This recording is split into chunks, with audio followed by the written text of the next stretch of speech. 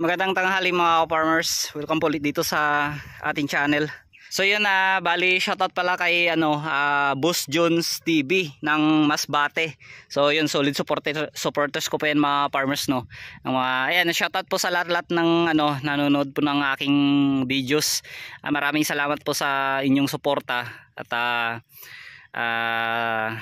at paki-like na rin po itong aking video. And maraming salamat. Ayan Boss Jones TV. Shoutout sa iyo. So ayan mga farmers, alas 11 na.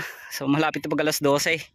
Ngayon pa lang kami nag-aabono dito sa tanim namin na kaliksto na maliliit. Update dito, no. Bali sa edad niya pong ika 21 days. Ayan. So ganito na po yung itsura ng iba mga farmers. Ayan na po yung kanyang maliliit na bulaklak at dumadami na rin po yung kanyang mga suwi. Ayan, yung kanyang mga sanga. At ngayon, bali ayan, fertilization guide tayo mga ka-farmers, no. Yung ratio ng abono namin dito ngayon ay bali na siya, tag dalawat kalahati ng 1620 at kalahating lata po ng urea pa rin. So yung apply namin sa kada puno niya ay isang lata at kalahati na po. And drenching pa rin mga farmers, drenching method. So ganyan na po. So mainit na po. Ayan. So bali sabay na rin po yung pag-abono namin dito sa sitaw at saka pipino. So doon ako sa kabila. Doon ako mag-umpisa sa talong. Bali unahin doon sa talong, dito naman siya at doon naman ako sa kabila. Ayan. So ihuli na po namin mga ka-farmers yung sitaw at saka pipino. So bali once a week din naman din kami nag-aabono dyan sa may sitaw. So sabay na rin po dito yung schedule nya. So medyo tinanghali po kasi kami mga farmers dahil tinapos pa po namin kanina sa pagtatanim ng sweet corn dun sa taas. Tapos bali ayaw kasi umakyat kanina ng tubig sa water pump, kaya inaayos po muna namin. So pinalitan yung pan belt nya kasi maluwag na. So kaya ngayon lang kami nakapag abono. Dapat kanina pa to.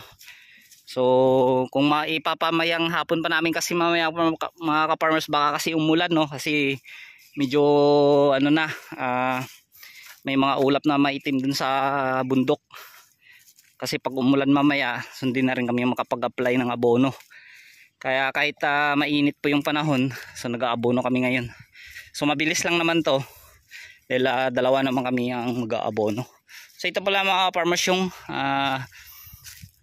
aming sitaw na dito po, na dati pong tinamnan po namin ng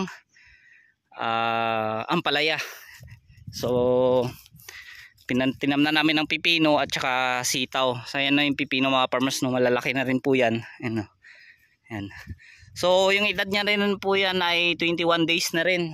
Dahil nung nagtransplant kami ng talong, sinabay na rin namin pagtanim dito. So ito mga farmers yung hiwalay na talong. Bali so nagkakaedad na rin po yung sa kabila doon ng 21 days. So bali ma-minus lang natin yung 3 days kasi mas nauna po yung doon sa kabila kaysa dito. Yung diferensya niya 3 araw, tapos sa punla nagka-diferensya din sa punla, no. Mas bata pa kasi yung punla na itinanim dito kaysa doon. Kaya ayan, kung makapansin natin mga farmers, malilit pa siya. So meron din iba na na rin, no. Ayan. Ganyan na rin po siya mga farmers kalaki. So yung nandun sa kabila, mas labas na rin po yung mga bulaklak nun. Kapag mag-iisang buwan na yun mga farmers, talagang labas na po yung bulaklak.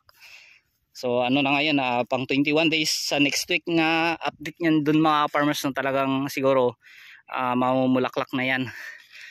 Yung dito ay talagang hindi pa halos pansin sa sa plastic mulch kasi malilit pa siya mga farmers.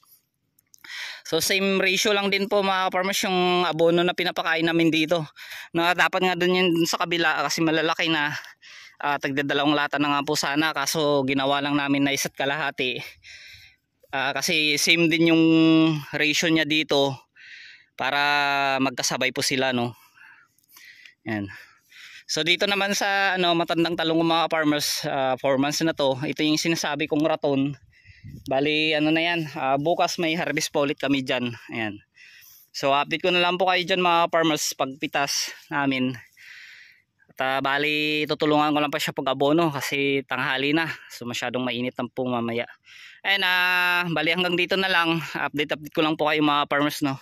Ayun, maraming salamat po sa lahat-lahat ng sumusuporta po dito sa in channel. God bless po sa lahat at saka happy